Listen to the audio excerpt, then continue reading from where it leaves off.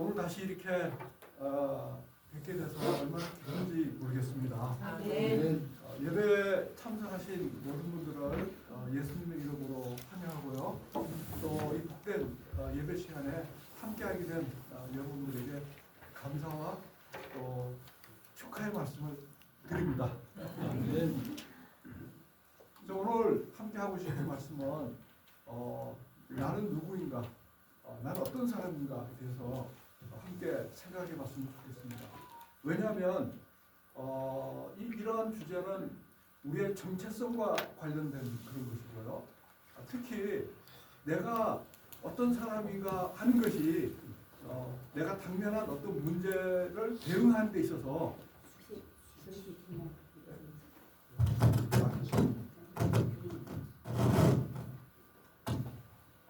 소리가 이제 들리나요? 네. 그래서 우리가 어떤 사람인가 아는 것이 우리가 당면한 문제에 어떤 대응하는 어떤 능력이나 또 대응하는 자세나 이런 것에 크게 영향을 받기 때문에 그런 것이고요. 뿐만 아니라 우리가 이 세상을 살아가는 우리들의 행동 방식, 우리들의 가치관, 세계관에 크게 영향력을 미치기 때문에 이제 그런 것이죠.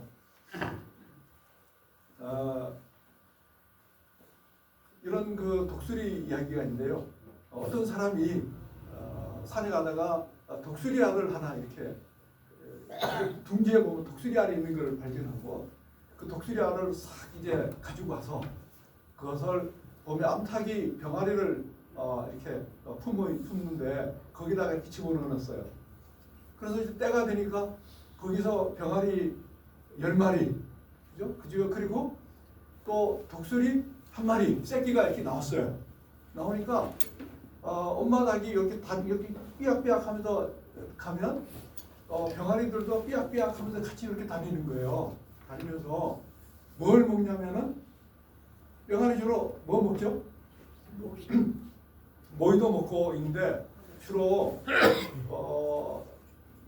제일 좋아하는 닭이 좋아하는 거는 구더기를 좋아하더라고요. 구더기. 뭐 이런 거 먹고 이렇게 그래서 어느 정도 이게 좀 자랐어요. 그런데 하늘에서 독수리가 탁 떴어요. 독수리가 뜨면은 닭들이 전부 다 어디에요? 숨어요. 지나가던 새들도 숨어서 어디로 들어오냐면은 저희 흙간으로 들어오더라고요. 이렇게요. 마곡간으로 들어와요. 그럼 거기 딱 막으면 그 새 잡을 수 있어요. 그 새가 갑자기 방 안에 들어왔다 그러면 하늘에 독수리 뜬 거예요. 근데 이 독수리 새끼도 자기도 싹 이렇게 도망을 와서 하늘을 탁 바라보니까 거기 누가 온 거예요 지금? 네? 딱 바라보니까 독수리가 탁 나는 거예요. 그래서 자기 병아리들이 다 도망가니까 자기도 도망가서 숨었어요. 이렇게 숨어서 싹 보니까 아주 날개가 아주 멋진 날개를 가지고 있어요. 그러면서 이 새끼 독수리가 나도 저런 날개 가지고 봤으면 좋겠다 이런 생각을 할 수도 있고요. 다음에 이 하늘나는 독수리 입을 보니까 부리가 아주 멋져요. 이렇게요. 탁하면 아주 그래서 나도 저런 부리 가져왔으면 좋겠다 그렇게 생각하는 거예요. 그러면서 이 독수리 새끼가 자기가 창곡을 나눌 수 있는 그리고 자기가 멋진 날개를 가지고 있고 그런 걸 모르고 늘 그냥 뼈아리처럼 삐약삐약 하면서 땅에서 그냥 구더기만 먹고 살다가 인생을 보냈다 그러면 그 참 불쌍한 그런 독수리 되겠죠. 그래서 자기 자신이 누구인 것을 아는 것은 우리 행동 철학이나 우리가 당면한 문제들, 특히 우리 건강 문제들 극복하는 데 있어서 저는 아주 중요하다고 생각이 들어요. 성경에 보면 사도 바울은 자기 자신이 어떤 사람인가를 정확히 이해를 했어요. 사도 바울은 뭐라 그랬습니까? 예수 그리스도의 종이래, 종. 철저하게 예수 그리스도를 위해서 일하는 일꾼이다라는 자기 정체성을 가지고 있었고요. 그리고 바울은 사도로 부르심을 받았다라는 그런 확고한 자기의식을 가지고 있어요. 바울은 부르심을 받은 사람이다. 그리고 하나님의 복음을 위해서 하나님이 나를 창세전에 택정한 그런 사람이다 라는 인식이 확고했어요. 바울은 나는 하나님이 나를 불러주셔서 나를 일꾼 삼으시고 복음 전하게 해주신 사람이다라는 인식이 분명히 있기 때문에 사도 바울은 어떠한 어려운 상황에서도 그 어려운 상황을 감사함으로 어떻게 했어요? 넉넉하게 이길 수가 있었던 거예요. 사도 바울은 어려운 상황을 닥쳤을 때 사도 바울 엄청난 일을 많이 당했어요. 예수님 믿고 하나님 종으로 부르심을 받았으면 좋은 일이 있고 뭐 하는 일도 잘 되고 뭐 대우도 받고 우리 이런 게 좀 생각하잖아요. 근데 그걸 그렇지 않았어요. 바울은 복음 전하면서 배를 타고 가다가 배가 침몰해 가서 그냥 빠져 죽을 뻔하다가 겨우 헤엄쳐서 빠져나온 적도 있고요.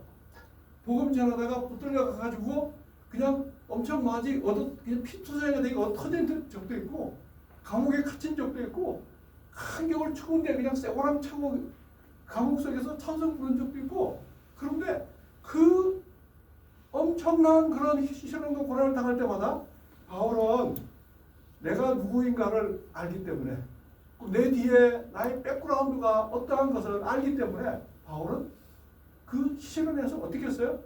이겼어요. 이겨도 어떻게 이겼어요? 넉넉하게 이겼단 말이에요. 넉넉하게. 저는 그래서 여러분들이 우리가 인생을 살아갈 때 우리가 어떠한 고난과 어려움을 당할지라도 우리는 이 선한 싸움에서 넉넉히 이기는 여러분 되시기를 예수님의 이름으로 축복합니다. 특별히 우리가 건강의 문제 이런 어려움을 당했을 때도 하나님은 우리가 어떻게 해주세요? 넉넉하게 이기게 해주세요. 저는 그것을 믿어요. 자, 그래서 우리가 어떤 사람인가를 우리가 알 때 이것은 우리 스스로 아는 게 아니에요. 나는 어떤 사람인가를 자기가 어떤 사람인지 스스로 자기를 규정하는 사람이 있어요. 제가 대학교 다닐 때 제가 교회 활동을 했어요. 제 아버님이 야 교회 가지 마라 그렇게 얘기를 하셨어요. 그러면서 뭐라고 얘기하냐면은 다 썩으면은 썩는 고기에 불과하다. 그러면서 교회 가지 말라고 얘기했어요. 제 아버님은 사람은 그냥 썩으면은 그냥 흙으로 돌아가는 그런 존재인 걸 생각했던 것 같아요. 그러나 우리의 정체성은 우리 스스로 정하는 것이 아니고 우리를 창조하신 창조주 하나님이 우리가 어떤 사람인지를 규정해 주신 거예요. 그래서 그걸 알려고 그러면 우리는 성경을 봐야 된다. 이렇게 저는 믿어요. 그럼 성경에서 우리는 어떤 사람이라고 하는가? 그 말씀을 가장 잘 요약한 말씀이 저는 로마서 8장이라고 생각해요. 마르틴 루터가 성경 66권 가운데서 딱 한 권을 선택해서 가지라고 그러면 어느 성경 가지겠습니까? 이렇게 얘기했어요. 이건 로마서를 갖겠다. 이렇게 얘기했어요. 사람마다 좀 다를 수가 있어요. 루터는 로마서를 가지고 얘기했고요. 로마서 중에서 딱 한 장을 한 장만 우리가 초이스하라 얘기하면 로마서 8장을 갖겠다고 얘기했어요. 그래서 8장 속에 복음의 메시지가 풍성하게 녹아 들어있어요. 8장 속에. 그래서 어떤 사람은 로마서 8장 다 읽으면 성경 한번 다 읽은 거와 같다. 이렇게 얘기하는 사람도 있어요. 저 그래서 그래도 성경 66권 중에서 어떻게 8장 한 장 읽으면 가지고 되겠냐.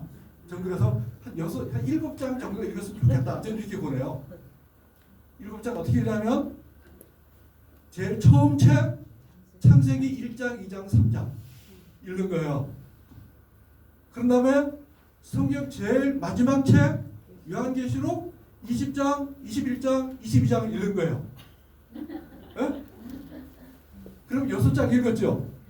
그래서 창세기에 보면 우주가 어떻게 만들어졌고 나는 어떻게 탄생되었고 내가 왜 죄인이고 내가 왜 아파야 되고 내가 왜 죽어야 되는지 그 원인이 나와 있어요.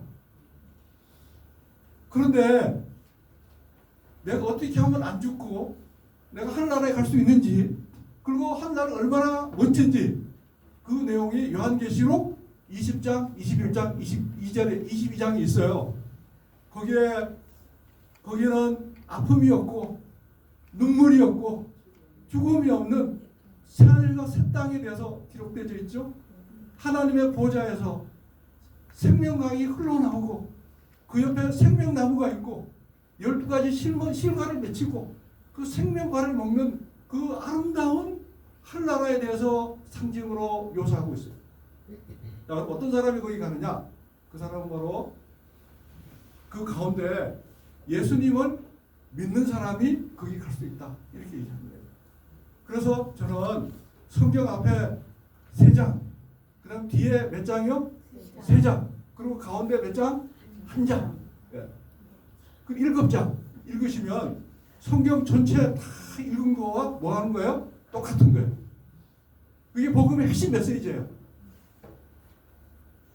사실 성경 여기 자꾸 읽으면 오히려 무슨 얘기인지 잘 몰라요. 오히려 더 많고 그냥 7장만 읽으시면 성경 한번 읽으면 똑같은 거예요. 저희 장인어른은 성경 통독을 1년에 몇 번 하세요. 근데 뭐 여쭤보면 몰라. 그래서 저희 아들은 이 7장을 열심히 읽어서 성경이 무슨 얘기냐 그러면 너무 잘 알아요. 그냥 쉽게 요약을 하는 거예요. 좀 이렇게 했으면 좋겠어요. 그래서 이게 복음의 핵심이다 라는 사실이죠. 자, 그럼 복음의 핵심, 사도 바울은 복음을 위해서 부르심을 받다고 그러는데 복음의 핵심 뭘까요? 복음의 핵심? 복음의 핵심은 우리가 죄인이라고 얘기를 해요. 우리가. 그러면서 우리는 하나님이 보실 때 하나님의 안목에서 완전한 삶을 살 수가 없는 존재라고 얘기를 해요. 우리는 죄를 지을 수밖에 없어요. 우리가 아무리 선하게 산다 그래도 예를 들면 마트마 간디 선하게 살았다고 하잖아요. 그 사람도 어떤 사람이에요? 죄인이에요. 그럼 우리 고시 가운데서 엄청난 죄인 한 분이 또 있어요. 고재봉이 잘 아시죠? 이분도 뭐예요? 이분도 하나님 보실 때는 간디랑 똑같은 죄인이에요. 그래서 우리 인생은 뭘 깨닫냐면 나는 정말 죄인이구나. 내가 하나님을 떠나서는 나는 죄인이고 죽을 수밖에 없는 존재고 나는 흙으로 돌아가는 그러한 존재이구나 라는 것을 아는 게 중요한 거예요. 이걸 알라고 뭘 주셨냐면 하나님이 법을 주셨어요. 기준을 주신 거예요. 하나님이 율법책에 뭐라고 얘기하셨냐면은 내가 완전한 것 같이 너희도 완전하라 그렇게 얘기해 주셨어요. 우리는 완전할 수가 없어요. 그렇기 때문에 하나님 저는 완전할 수가 없습니다. 그러므로 죄인입니다. 이걸 고백하는 거예요. 그럼 어떻게 하느냐? 하나님은 특별한 대책을 가지고 계셨죠. 우리 대신에 예수님이 이 세상에 오셨어요. 예수님이 이 세상에 오셔서 예수님이 무슨 삶을 사셨어요? 하나님이 내가 완전하니 너희도 완전하라는 그 삶을 예수님이 완전한 삶을 살아주셨어요. 예수님이 완전한 삶을 살아주셨는 거예요. 예수님은 죄가 없는 삶을 살아주셨어요. 예수님은 흠도 없고 티도 없고 이 죄는 하나도 없는 아주 하나님이 보실 때 완벽한 구원을 얻기에 충분한 완벽한 그런 삶을 예수님이 살아주셨어요. 그런 다음에 그 사는 삶을 누구에게 전가시켜 주셨어요? 우리에게 전가시켜 주셨어요. 그 완전한 삶을 우리 이 회장님에게 전가시켜 주셨어요. 그리고 하나님은 이 회장님이 너는 완전한 삶을 살았다 이렇게 보시는 거예요. 그걸 의롭다 이렇게 얘기하시는 거예요. 그래서 복음의 핵심은 죄인인 우리가 예수 그리스도에게 연합이 되어지는 거예요. 그래서 완전한 삶을 예수님이 사시고 그 삶을 우리에게 어떻게 해주시고요? 전가시켜 주시고 그런 다음에 우리의 죄된 삶을 예수님이 가져가셨어요. 그리고 예수님이 완전한 삶과 우리의 죄된 삶을 예수님이 완벽하게 바꾸셨어요. 그런 다음에 죄인이 받을 심판, 죄인이 받을 형벌, 그걸 누가 당하신 거예요? 예수님이 형벌을 당하신 거예요. 그래서 예수님의 죽음은 누구의 죽음이었어요? 우리의 죽음. 우리가 십자가에서 우리가 대신 우리가 받을 형벌을 예수님이 십자가상에 받으시고 우리가 받을 심판을 예수님이 받으신 거예요. 그렇기 때문에 예수님의 죽음은 바로 나의 죽음이다 라는 걸 인식하셔야 되는 거예요. 그 다음 예수님이 부활하셨어요. 누가 부활한 거예요? 내가 부활했어요. 내가 부활했어요. 그 다음에 예수님은 부활하시고 승천하셨죠? 누가 승천했어요? 내가 승천한 거예요. 그래서 예수님은 승천해서 하늘 보좌 하나님 우편에 앉아 계신 거예요. 그럼 누가 하늘 보좌 우편에 앉아 있는 겁니까? 내가 우편에 앉아 있는 거예요. 그래서 우리는 예수 그리스도에게 연합되어서 예수님의 죽음은 나의 죽음, 예수님의 완벽한 삶은 나의 완벽한 삶, 예수님의 장사됨은 나의 장사됨, 예수님의 승천은 나의 승천, 예수님의 하나님 우편에 앉아 계시면 내가 하늘 보좌 우편에 앉아 있는 것과 같은 거예요. 이게 바로 뭐예요? 이게 복음의 핵심이에요. 이 사실을 기억하고요. 그 다음에 7장의 성경을 이해하시면 성경 전체의 메시지를 이해하셨다고 할 수 있어요. 자, 이렇게 말씀을 증가하니까 어떤 목사님이 저 깜짝 놀랐어요. 저보고 고 박사님, 제가 예수님과 함께 죽고 부활한 거는 이해가 돼요. 근데 제가 하늘 보좌 우편에 앉아 있다는 거는 제가 그 얘기를 처음 들었네요. 혹시 여기 그런 분이 있을까요? 그 얘기 처음 듣는 분 있어요? 우리가 영적으로는 하늘 보좌 우편에 앉아 있는 신분이에요. 하나님 보좌 우편은 권위를 상징하고 권세를 상징하고 하나님의 아들이라는 것을 상징하는 자리가 하나님 보좌 우편이거든요. 우리가 하나님 보좌 우편에 앉아 있는 사람이라. 이게 영적으로 이게 앞으로 이루어질 일이에요. 하나님이 보실 때는 이미 어떤 거예요? 이루어졌어요. 하나님은 과거, 현재, 미래가 없으신 분이에요. 하나님은 계획하시고 뜻을 정하셨으면 전지전능한 하나님이기 때문에 그것은 이미 이루어진 것과 같은 거예요. 우리는 역사 속에서 그것을 하나님의 구속의 경륜에 따라서 이루어가고 그것을 경험하면 한 거에 불과한 것이에요. 그래서 우리는 이미 그리스도와 함께 죽었고 그리스도와 함께 부활했어요. 그리고 우리가 점점 이 세상을 살아가다가 어느 시점이라면 우리 몸이 영화의 몸으로 변하게 되고 그래서 부활한 상태가 되고 하나님 보좌 우편에 앉아 있는 존재로 우리가 되는 거예요. 우리는 그것을 확인해 가는 과정이고요. 하나님이 우리를 그렇게 만드시기로 작정하시고 뜻을 정하시고 전지전 하나님이 그렇게 계획하시기 때문에 우리를 믿음으로 가면 되는 거예요. 그렇기 때문에 우리는 넉넉하게 이긴 상태가 되는 겁니다. 에베소서에 보면요 이런 말씀이 있어요. 자, 5절 다 같이 읽어보겠습니다. 시작. 허물로 죽은 우리를 그리스도와 함께 살리셨고 너희는 은혜로 구원을 받은 것이라. 시작. 또 함께 일으키사 그리스도 예수 안에서 함께 하늘에 앉히시니. 뭐라고 얘기하고 있어요? 우리를 그리스도 예수 안에 집어넣어 가지고 우리를 하늘에 어떻게 했다고요? 앉혀주셨대요. 하늘에. 그래서 우리의 신분은 하늘 보좌 우편에 앉아 있는 신분이에요.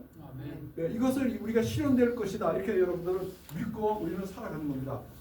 그래서 우리는 복음의 메시지, 우리는 여러분들이 성경 7장을 이렇게 늘 읽으셨으면 좋겠어요.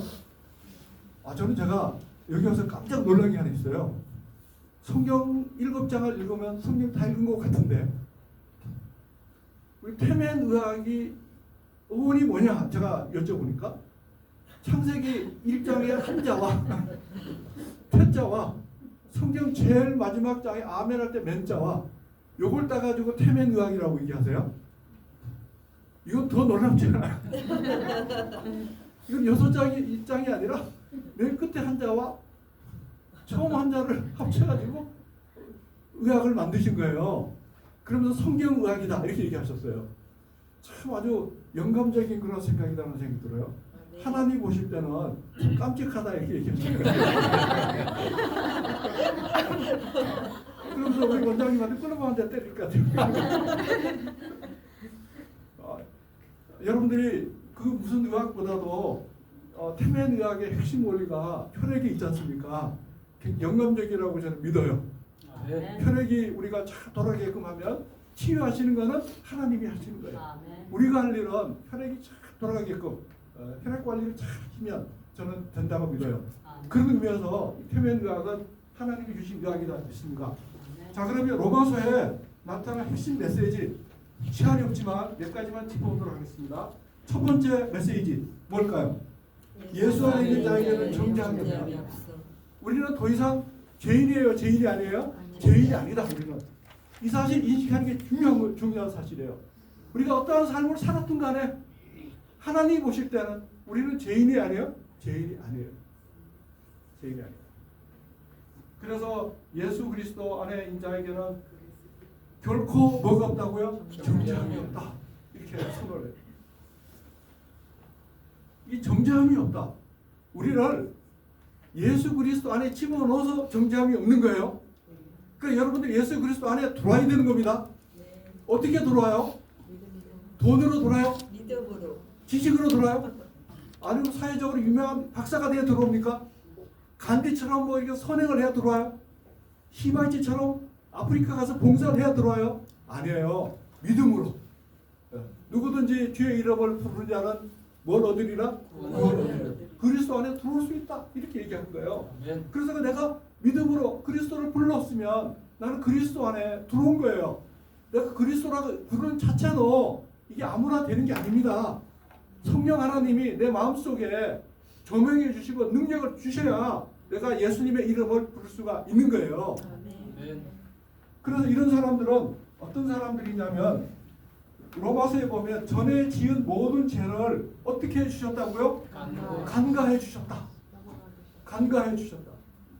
하나님이 우리 죄를 어떻게 해주셨다고요? 간가해 주셨다. 간가가 무슨 뜻인가요? 간가가?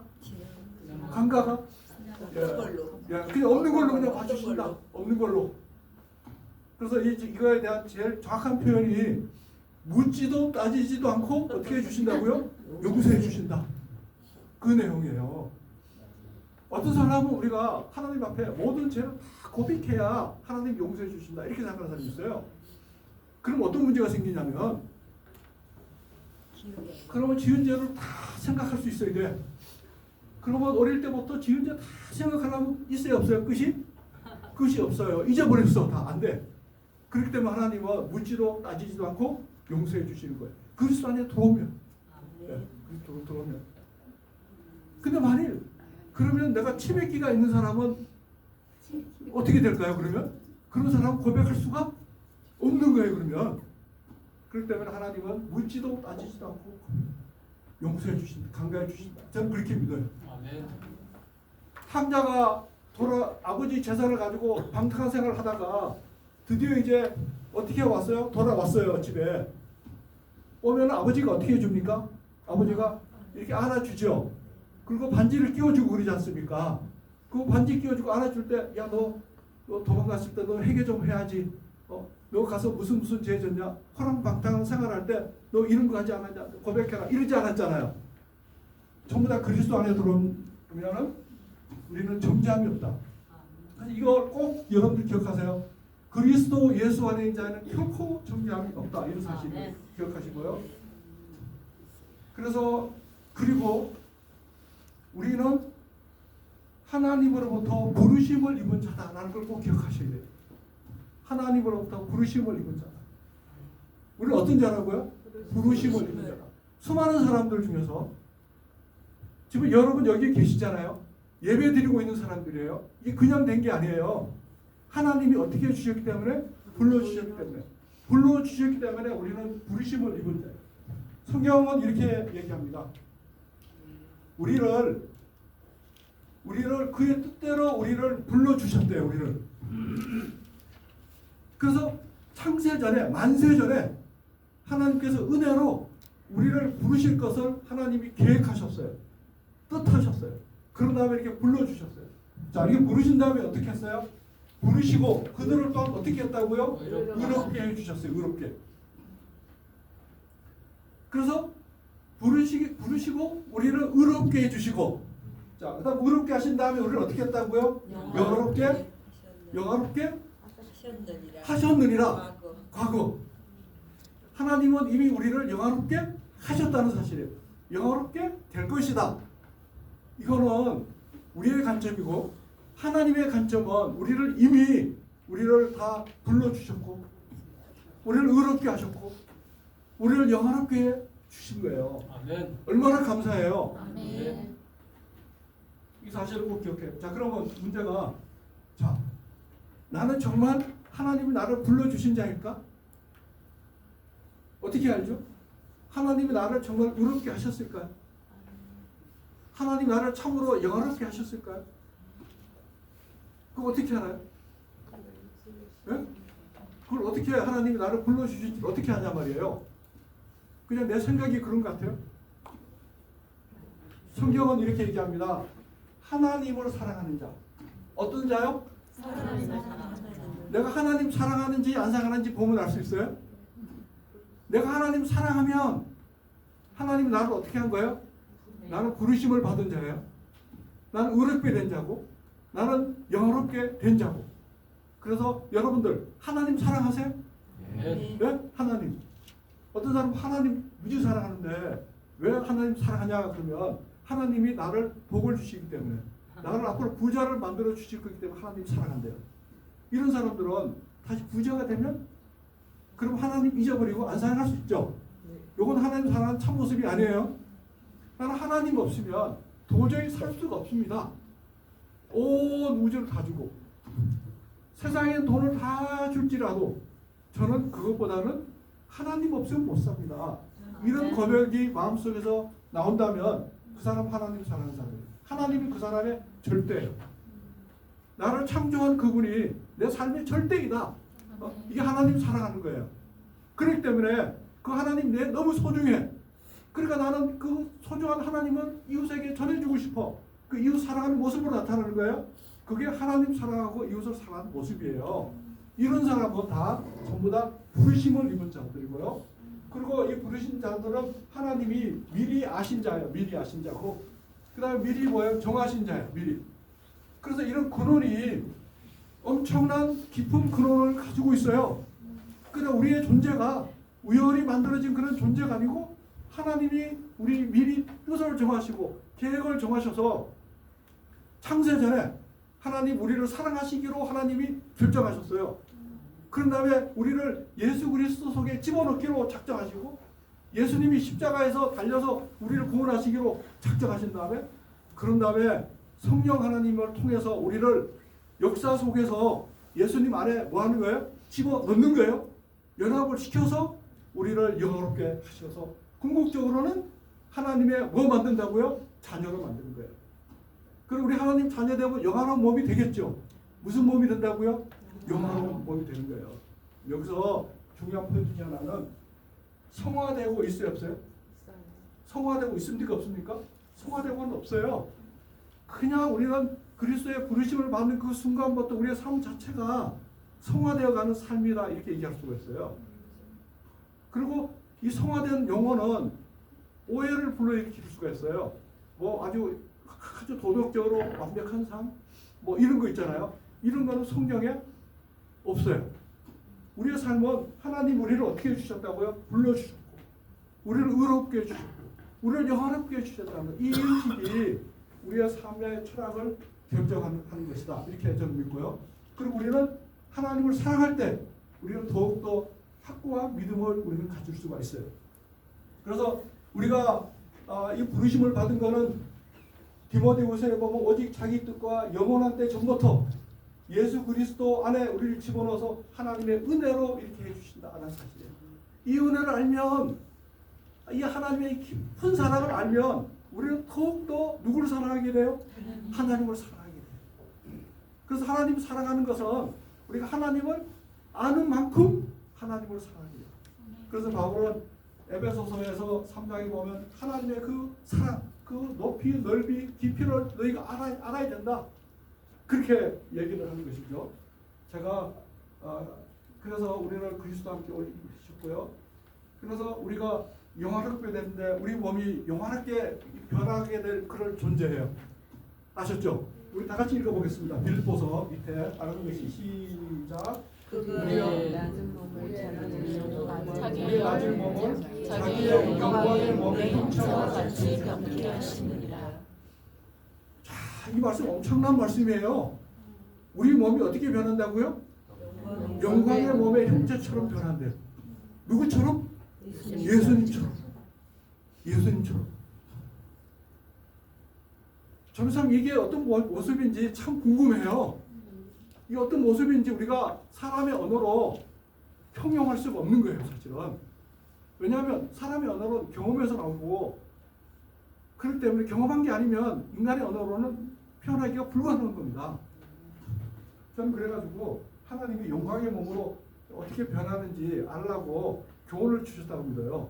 제가 저희 어머님한테 어머니, 지금 비록 이렇게 허리 협착증으로 고생하고 계시지만, 쭈글쭈글하지만 나중에 예수님이 재림하시게 되면 우리 몸이 부활해서 영광의 몸으로 변할 그럴 모습입니다. 영광의 모습 변하면 온 우주를 막 이렇게 자유롭게 다닐 수도 있고 막 그럴 거예요. 하늘의 북두칠성도 가볼 수가 있고, 제가 이렇게 얘기를 하는 거예요. 비유적인 표현이 될 수 있죠. 그러니까 제 어머니 말씀이, 야, 어떻게 그런 일이 일어날 수 있냐, 나는 그게 좀 안 믿어진다, 그렇게 얘기하시더라고요. 여러분들은 몸이 영광의 몸으로 변하는 거 믿을 수 있겠어요? 이 회장이 몸이 영광의 몸으로 변하실까요? 예수님처럼? 잘 안 믿어져요? 저는 그래서 잘 믿으라고 하나님 우리에게 이 곤충의 교훈을 주신다고 믿어요. 저는 이 그림 참 좋아해요. 우리 잠깐 초등학교 5학년 여름방학 숙제 시간으로 넘어가봐요. 곤충 채집 숙제를 한다는 거야. 이 곤충 중에서 아무 거 하나 초이스하면 다 똑같아요. 다. 어? 매미도 있고, 여기 보면 또 마귀 있잖아요. 마귀도 있어요. 여기 뭐 사마귀 보이죠? 잠자리 뭐 이게 막 많아요. 전부 다. 이게 제가 어릴 때 학교 다니질 않고 이 자연 속에서 참 많이 배운 것 같아요. 저는 학교 다닐 때 3분의 1만 다녔어요. 이게 산 넘어 이게 저기 골이 있는데 학교 가려 그러면 냇가 건너고 물 건너고 이렇게 하다가 이게 여름이 좀 더워지면은, 야, 우리 학교 가지 말고 고기 잡자. 그럼 열심히 고기 잡는 거예요. 그런데 애들이 이렇게 지나가요. 애들 지나가면, 야, 이제 집에 가자. 이렇게 해서 집에 가는 거예요. 집에 가서는 소를 끌고 나와요. 이렇게. 각각. 그다음 소 먹이고 이렇게 보냈어요. 그러면서 참 많이 배웠던 것 같아요. 자, 그런데 참 아름다운 건축들이 많아요. 예, 요즘에 우리가 뭐 하나 볼까요? 나비 한번 볼까요? 나비 아름다운 모습이, 나비가 꽃의 향기를 맡으면서 살랑살랑 날아가는 모습 보면 참 예쁘죠, 그렇죠? 아주 공간을 휘젓고 다니는 모습 보면 참 아름다워요. 그런 거 보면 이 회장이 무슨 생각 들어요? 나도 하늘을 날아보고 싶다, 이런 생각 들잖아요, 그죠? 나비 보고 새 보면 그 생각 다 하는 거예요. 왜 그러냐면 하나님이 우리 몸의 유전자에 너희가 세상을, 우주를 날아갈 수 있는 그런 존재다라는 것을 알 수 있도록 이 본능의 그런 유전자를 줬다고 믿어요. 네? 그래서 나비 보면 이게 4가지 과정을 거쳐요. 나비가 이렇게 애벌레 속에 들어가요. 이 나비가 되기 전에 어떤 과정을 거치냐면, 알에서 나온 다음에 이 잎을 막 먹어. 잎을 알에서 나왔다. 알은 1차원적인 삶이라고 할 수가 있어요. 그 다음에 이렇게 배추 잎거리를 먹는 거예요. 애벌레가 몇 마리인가요? 여기도 있고요. 여기도 있고, 여기도 있고, 이 나비가 알이 많아요. 알이. 애벌레가. 저게 크면은 굉장히 큽니다. 나중에 크면 이게 거의 손가락 한 마리만큼 커요. 제가 어릴 때 이거 참 많이 잡았어요. 어머님 저거 좀 잡으라고 저게. 잡아가지고 발로 밟잖아요. 터지면 그냥 파란 물이 그냥 엄청 터지고 그랬는데, 참 제가 몹쓸 말이 한 것 같아요. 이렇게 되다가 나중에는 얘가 어떻게 변하냐면은, 얘가 고치가 돼요. 고치가. 우리가 마치 인생을 살다가 이 세상에 열심히 좀 풀잎 뜯어 먹고 살다가 나중에 마치 인생을 다 하고 관 속에 들어간 모습이에요. 저게요. 저렇게 하고 있다가 저 속에서 뭐가 나와요? 저 속에서 화려한 나비가 나와요. 이렇게 나비가. 저기 애벌레처럼 살고 있을 때 옆에 있는 애벌레가 뭐라고 그러냐면, 야, 우리는 여기 그냥 풀만 뜯어먹고 있는 그런 존재가 아니고, 우리가 고물고물 기어다니는 그런 존재가 아니고, 우리는 이 하늘을, 우리는 펄럭펄럭 날아다니고 다 꽃들의 냄새를 맡으면서 사는 이 3차원적인 차원이 다른 그런 삶 하나가 있어 라고 얘기한다 그러면 어떤 생각을 들까요? 야, 우리가 어떻게 날 수 있겠냐? 그렇죠? 우리가 어떻게 날 수 있겠냐? 그렇게 얘기할 수 있잖아요. 그러나 애벌레 중에서 아주 영감적인 애벌레, 가령 이제 목사 애벌레가 그런 얘기를 한다면 그러면 사람들이 그걸 믿을 수 있겠죠. 그거는. 그 어떤 애벌레는 믿음으로 아멘 하는 애벌레도 있겠죠. 그렇게 우리의 삶이 2차원적으로 사는데 여기서 끝나는 것이 절대 아니라는 사실이 중요해요. 우리는 그리스도 안에서 우리의 몸이 영광의 몸으로 변화되는 그런 삶이에요. 이 아름다운 그런 삶이 우리를 기다리고 있다는 걸 기억하세요. 새하늘과 새 땅이에요. 생명수, 생명과를 먹는 삶이 우리를 기다리고 있다는 걸 기억하시고요. 거기에 비하면 이 세상 삶은 아무것도 아니에요. 그래서 이 하늘의 엄청난 사랑, 하늘나라를 생각하면 할수록 사도 바울처럼 이 삼층 하늘을 경험한 이 바울은 자기가 이 세상 살면서 배운 학문적인 지식이나 명예나 바리새인적인 이런 신분이나 이 모든 것들이 전부 뭐가 같다 그랬어요? 배설물과 같다. 근데 우리는 여전히 그 배설물을 좀 더 갖기 위해서 때로는 싸움도 하고 스트레스 받아서 건강을 상실하는 경우도 많잖아요. 알고 보면 그건 뭐예요? 아무것도 아닌데. 아무것도 아닌데. 제가 여기서 학교를 다니다가 서울로 이사를 가서 서울 그 6학년 때 동네 애들하고 딱지치기를 했어요. 딱지치기를 했는데 그때 그 동네 애들이 벌써 좀 이렇게 못된 것을 많이 배웠어요. 그래가지고 합토로 해가지고 섰다 이런 걸 하더라고요. 그래서 제가 그걸 같이 배웠어요. 같이 이렇게 하다 보니까 딱지를 그냥 딱지 치는 게 하는 게 아니고 섰다를 딱지를 걸어요 이렇게. 근데 어떻게 하다 보니까 그 동네 딱지를 제가 다 땄어요.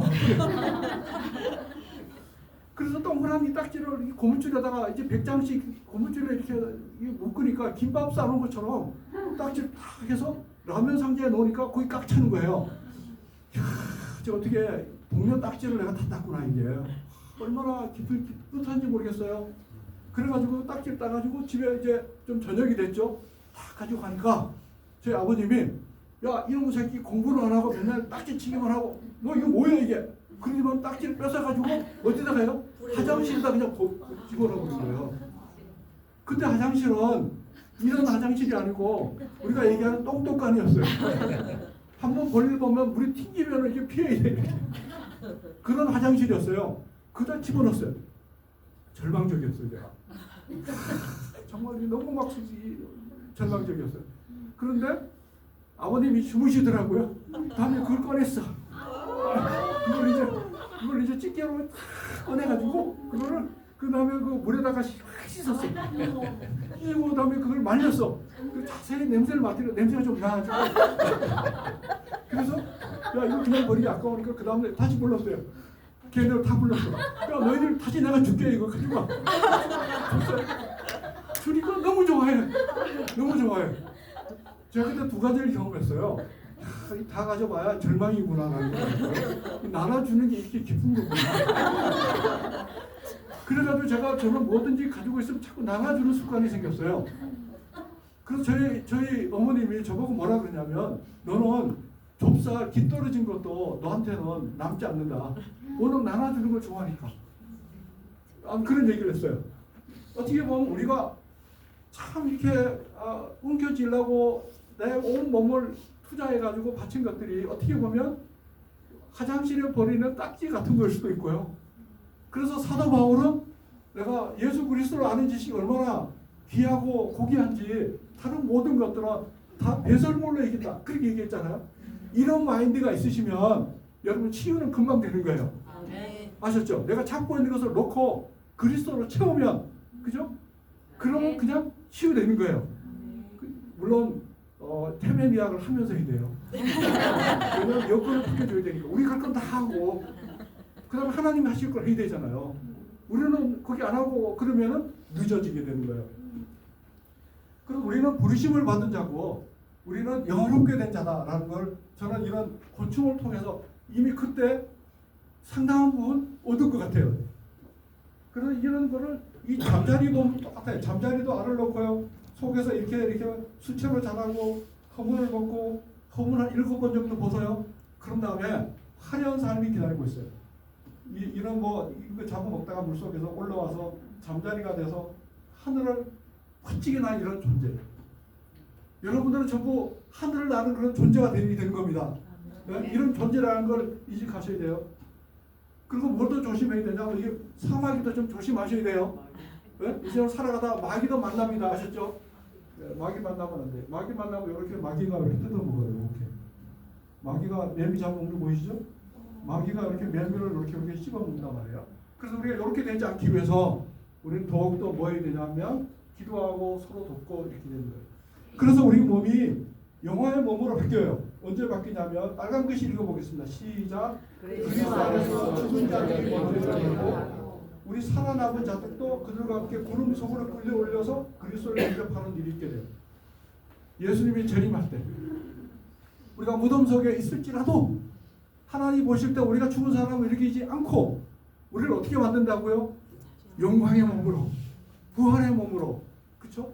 더 이상 이 세상의 법칙에 적용되지 않는 배고프거나 중력의 법칙이거나 호흡의 법칙이거나 거기에 구애되지 않고 하나님이 주신 그 원리에 따라서 온 우주를 포용하면서 사는 그러한 존재라는 것을 기억하세요. 그때는 우리가 주와 함께 있게 돼요. 주와 함께. 얼굴과 얼굴을 대해서 보는 거예요. 우리는 그러한 존재라는 것을 꼭 기억하세요. 그래서 우리는 하나님의 아들이에요. 하나님의 아들. 자, 그래서 그 하나님의 아들인데 그 하나님은 어떤 하나님이냐면 자비로우시며 은혜로우시며 노하기를 도디하시며 인자하심이 풍부하신 그런 하나님이에요. 여러분 이 하나님과 더불어서 대화하시고요. 인생을 살아가셨으면 좋겠어요. 아셨죠? 근데 중요한 포인트가 하나 있어요. 이렇게 살아가실 때 어떤 일이 벌어지냐면 때로는 같이 읽어보겠습니다. 시작. 그 살아가신 자를 징계하시고 그의 아들마다 채찍하시니 하나님은 때로 우리에게 뭘 주신다고요? 징계도 주시고 때로는 채찍을 주시고 하는 거예요. 그래서 그 모습이 때로는 우리가 사업하실 때 좀 힘든 경우가 있을 수도 있고 또는 얘기 찾기 어떤 질병을 만날 수도 있고 또 어떻게 이런저런 어려움을 당할 수가 있는 거예요. 그래서 이런 어려움을 통할 때마다 우리는 뭘 느껴야 되냐면 그 내면에 하나님 나를 이렇게 사랑해 주시는구나 라는 걸 생각하면서 그것을 점점 이겨가는 것이 바로 인생이에요. 그래서 예수님 믿으면 반드시 뭐가 있어야 되는 거예요? 반드시 고난이 있도록 되어져 있어요. 그 고난은 하나님이 허락하신 고난이고 우리가 이길 수 있는 고난이에요. 그러면서 너희가 잘 이기라고 하나님 우리를 위해서 뒤에서 뭐 하고 계시냐면은 중보하고 응원하고 계세요. 이 사실을 꼭 기억하셔야 돼요. 이걸 기억하시면 우리는 어떠한 경우에도 우리의 문제를 극복할 수가 있어요. 우리는 하나님의 후사이기 때문에 그렇죠. 그래서 우리는 꼭 기억하셔야 되는 건데 하나님 우리를 부르시고 우리를 의롭게 하시고 영원하게 하시고 하나님의 자녀로 삼아 주셨어요. 그러면서 이 세상 살아가면서 더 훌륭한 사람 만들기 위해서 하나님은 때로는 어려운 점도 주고 우리가 고난을 받고 시련을 받을 수가 있는 거예요. 그때마다 성령 하나님께서 우리를 위해서 뭐하고 계신다고요? 간구하고 계신다. 내가 나의 기도를 잘 못할지라도 내가 지금 이렇게 호흡하고 내가 숨쉬고 내가 이렇게 살아갈 수 있는 것은 성령 하나님께서 나를 위해서 중보 기도해 주시기 때문에 그런 거예요. 그래서 성령 하나님께서 이 순간도 말할 수 없는 그런 탄식으로 또는 말할 수 없는 기쁨으로 성령 하나님께서 우리를 위해서 뭐하고 계신다고요? 기도하고 계신 거예요. 그냥 기도가 아니고 간절히 하는 기도. 간구라고 얘기하는 거예요. 간구. 성령 하나님 지금 간구하고 계시는 거예요. 그렇기 때문에 여러분들 비록 어떤 사람이 의사가 당신은 정말 3개월밖에 못 삽니다 라고 얘기를 해도 성령 하나님께서 간구하고 계시기 때문에 우리는 어떻게 해요? 이 사실을 알면은 이길 수가 있는 거예요. 이길 수가 있는 겁니다. 뿐만 아니라 하나님 우리를 사랑하시고 성령 하나님이 우리를 위해서 간구하시고 그러면 예수님은 손 놓고 가만히 있으실까요? 삼위 하나님 예수님은 그 하나님 우편에서 우리를 또 간구하고 계시다 이렇게 얘기를 하고 있어요. 하나님이 하늘 보좌 우편에서 우리를 위해서 중보 기도하고 계시대요. 성자 하나님도 우리를 위해서 간절히 기도하고 계신대요. 간구하고 계신대요. 힘이 되지 않을까요? 우리가 가지고 있는 문제는 이미 이 사실을 알면은 이미 넉넉하게 어떤 상태예요? 이긴 상태예요. 이 사실을 알고 우리가 정신을 차리면 이미 우리는 넉넉하게 어떤 상태라고요? 이긴 상태예요. 제가 여기 태백 참 기슭에 살면서 저희 사촌 형님이 저보고 그 동네 애들이 한 7, 8명 되는데 네가 싸움 1등 했으면 좋겠다. 그러면서 싸움하는 법을 가르쳐 줬어요. 두 가지를 꼭 기억해라. 첫 번째, 절대 기죽지 마라. 뭐 하지 말라고요? 저보고 기죽지 말아요. 기죽지 말라고. 아, 그래서 싸움할 때 기죽으면 안 되는구나 제가 알았어요. 저희 사촌 형이 그 동네 싸움 1등이었거든요. 그 저보고 기죽지 마라. 그 다음 두 번째는 뭐냐면 선제 공격해라. 선제 공격하라. 제가 못된 걸 많이 배웠어요. 그래가지고 일단 싸움할 때 기죽지 않으려고 했고요. 그 다음 선제 공격으로 코를 먼저 때리래요. 이렇게. 그러면은 이긴다. 그 전법을 쓰니까 싸움 1등 하더라고요. 공부는 꼴찌 하는데 싸움은 1등 했어요, 제가. 근데 우리 성령 하나님 우리를 위해서 간구하고 계시고 예수 그리스도 하나님 보좌 우편에서 우리를 위해서 간구하고 계시고 하나님 나라를 사랑하시는데 우리는 뭐 죽을 필요 없어요? 기죽을 필요 없는 거예요. 기죽을 필요 없는 거예요. 자, 우리 시간이 좀 없기 때문에 제가 진도를 빨리 나가고요. 그래서 끊임없이 그리스도는 어제나 오늘이나 영원토록 여러분들에게 뭐 해주신다고요? 사랑하신다. 기죽지 마라 하면서 믿음을 주시는 거예요.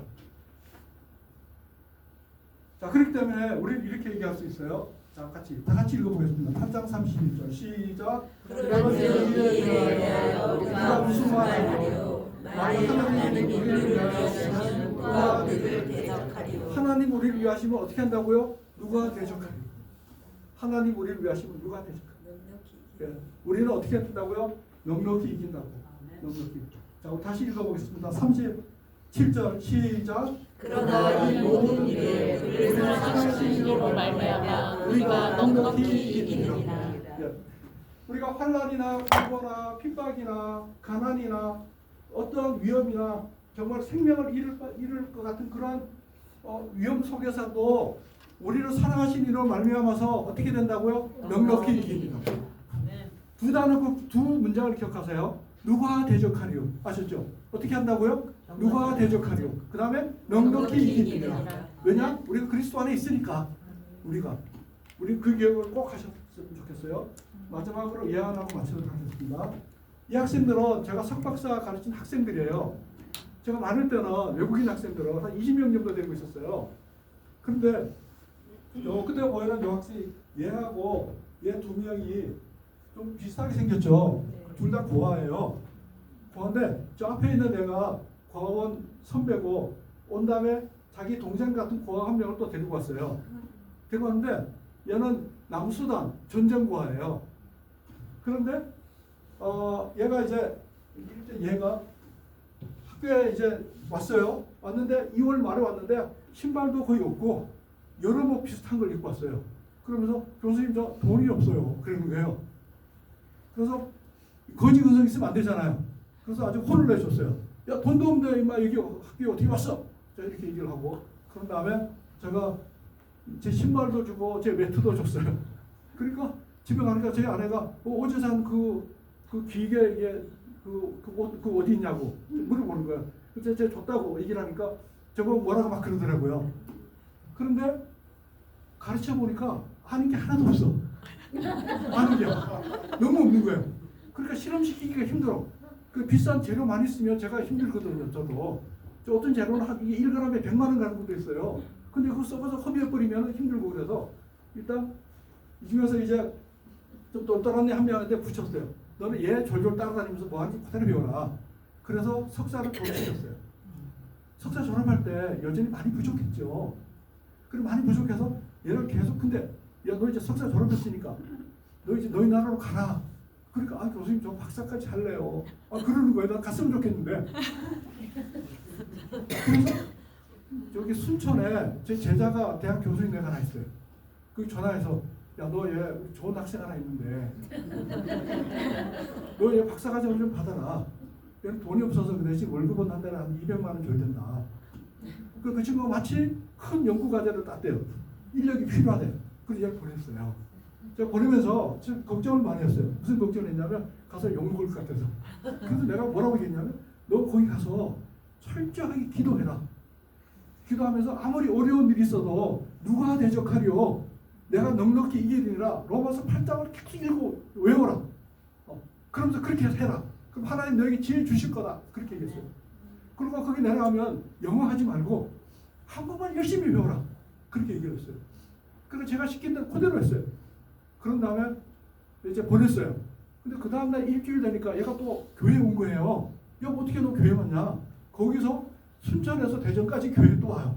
너 이게 오지 말고 이제 너는 순천은 교회 빨리 안 왔으면 좋겠어.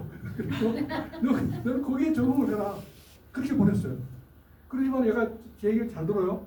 그러지만 열심히 기도하고 그다음 모르면 계속 참고서 찾고 한 개 모르면 그 기초적인 지식을 근본적으로 찾고 그래가지고 여차여차 해가지고 3년이 지나고 4년이 지났어요. 그런 다음에 저보고 이제 전화가 왔어요. 교수님 저 졸업해요. 어떻게 너 네가 졸업하냐? 그러니까 물론 제가 그 사이에 그 교수하고는 커뮤니케이션 많이 했죠. 그런데 저 부족하니까 많이 도와주라. 제가 뒤에서 야, 그게 힘들어 너 도와줘 이래. 제가 후배 교사님 얘기도 하면서 내가 이제 전화가 왔어요. 그렇게 얘기하면서 제가 세계적으로 우수한 학술지 2개를 썼어요. 그리고 어떤 학술지 썼냐 보니까 엄청 유명한 학술지. 보통 그 서울대학 나온 애들이 그 만들기 힘든 논문을 2개나 쓴 거예요. 그래서 우리 교수님이 저를 졸업을 시킨 다음에 순천대학에 이제 박사후 연구원으로 월급을 많이 주면서 일을 하라 그래요. 그렇게 얘기해요. 정말 잘됐다. 근데 그 얘기를 한국말로 해요. 한국말 너무 잘해. 한국 사람처럼 한국말 하는 거예요. 야, 너 어떻게 한국말 그렇게 잘하냐? 교수님 한국말 하라고 했잖아요. 한국말을. 그러더니만 5월이 지났어요. 5월달 되니까 얘가 독일의 최고의 화학회사 중에 하나가 머크라는 회사가 있어요. 머크 회사에 서울대학 나온 학생들하고 박사들이 5명 지원해가지고 자기가 선택이 됐대요. 거기 취직이 돼서 너 이제 그러면 지금 월급 얼마 받냐? 그러니까 한 6천만 원 받아요. 그러면서 앞으로 6개월 후에는 이제 1억이 넘을 거예요. 지금 수습기 하는 그건데요. 그렇게 될 거예요. 그러면서 저보고 뭐라 그러냐면은 저하고 인사하고 가면서 문을 가면서 혹시 그 회사에서 전화 올지 모르는데 저한테 왜 그러냐 그러니까 거기 부모님 날에 제 이름을 써놨대. 어떻게 해서 그러냐? 자기 힘들 때마다 누가 대적하리요? 넉넉히 이기느니라.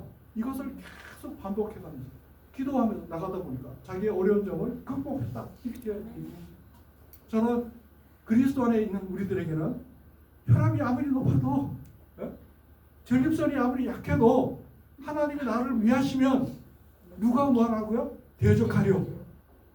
잘 들려요? 넉넉히 어떻다고요? 이기느니라.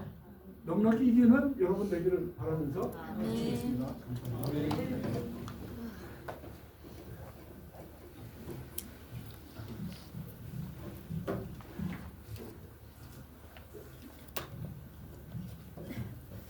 (548장이면) 늘